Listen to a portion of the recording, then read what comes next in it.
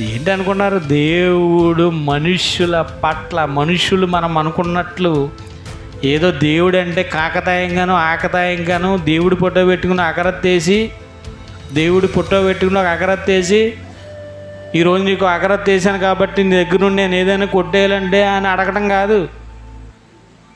అది లోకస్తులు చేసే పని. 2 అగరత్తులు వేసి దేవుని దగ్గర ఏదైనా కొట్టేయాలనుకుంటాం.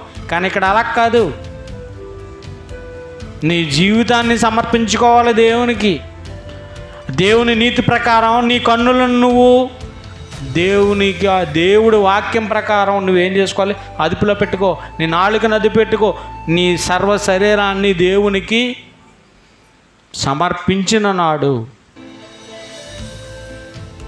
ఆ దిశగా నీవు నీ జీవనాన్ని కొనసాగించిన నాడు దేవుడు ఆనందపడి, ఇదిగో నా కుమారుడు, ఇదిగో నా కుమార్తె అనేది చెప్పగలిగిన పరిస్థితులు వస్తాయి.